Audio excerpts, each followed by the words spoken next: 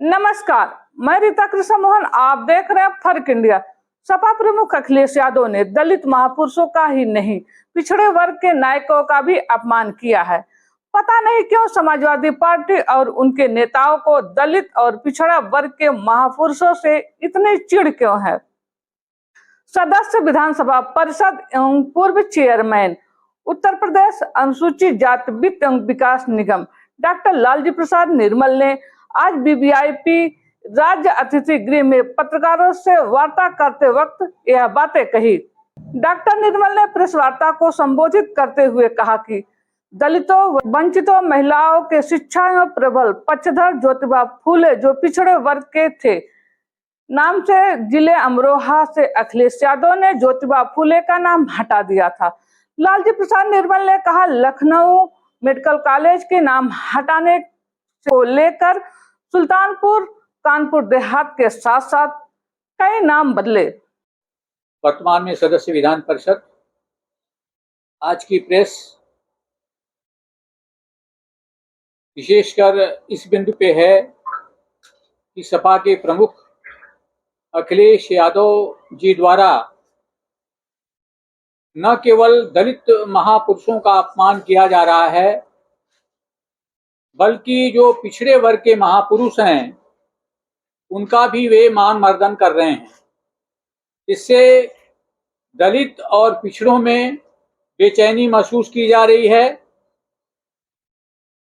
हमारे दलितों, वंचितों, महिलाओं के पथ प्रदर्शक, देश में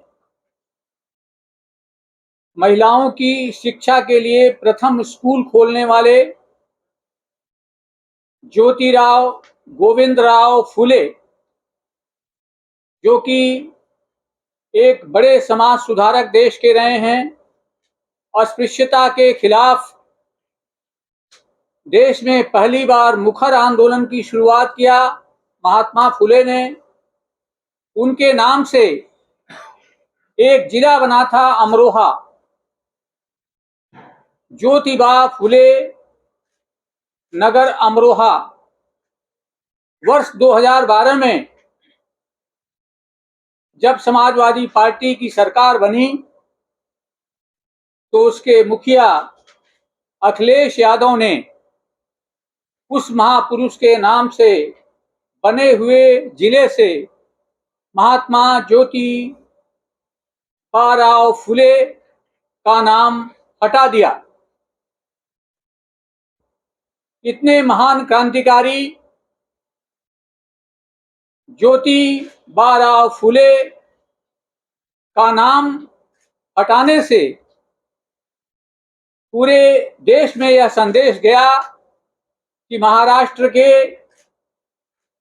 महाराष्ट्र में जन्मे समाज सुधारक फूले के नाम हटाने से पूरे देश के दलितों और पिछड़ों में एक रोष भी व्याप्त हुआ।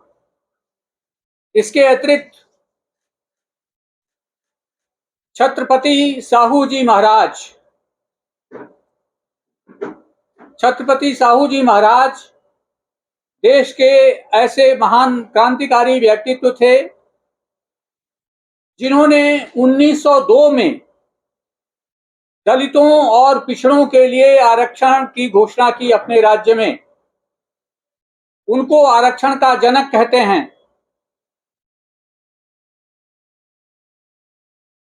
उत्तर प्रदेश में 2002 में केजी मेडिकल कॉलेज का नाम छत्रपति साहू जी महाराज रखा गया। 2003 में समाजवादी पार्टी की सरकार आई और उन्होंने छत्रपति साहू जी का महाराज का नाम उस कॉलेज से हटा दिया गया। किंग जॉर्ज एक गुलामियत का प्रतीक नाम, उसे समाजवादी पार्टी ने ज्यादा पसंद किया, किंतु इस देश के एक राजा जो बड़े समाज सुधारक थे छत्रपति साहू जी महाराज का नाम हटा दिया। इसके बाद 2007 में दोबारा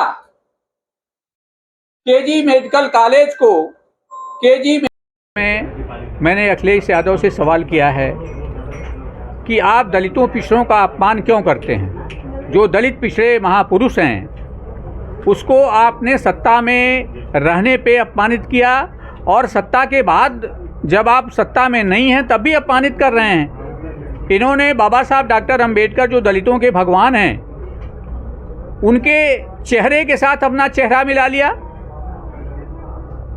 किसी के भगवान के साथ आप अन्य धर्मों के किसी भगवान के साथ किसी खुदा के साथ अपना चेहरा लगा के देखिए क्या प्रतिक्रिया होती है।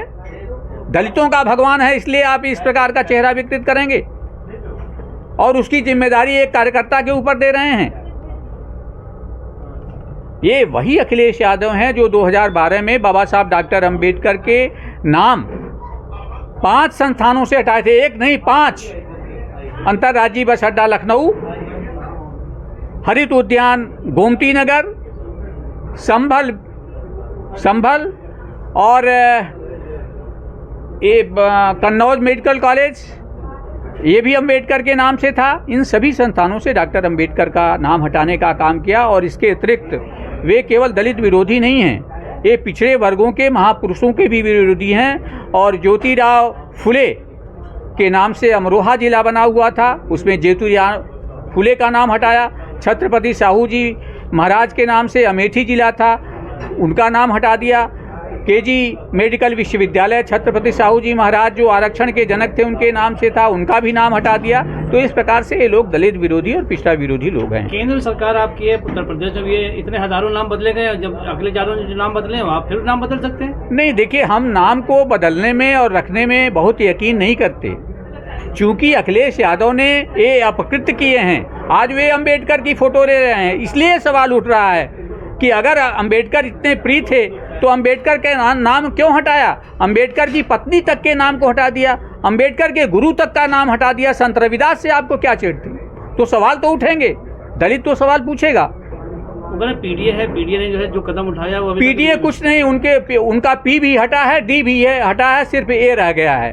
और आने वाले दिनों में देखिएगा जो गति बहुजन समाज पार्टी की हुई वही समाजवादी पार्टी की होगी।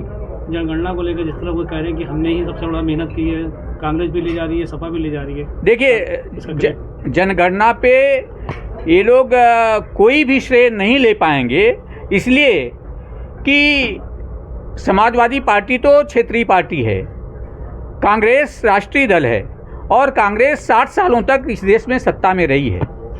तो अगर जनगणना इतनी प्रिय थी, जाति गणना, तो फिर आपने क्यों नहीं जाति गणना करवाई?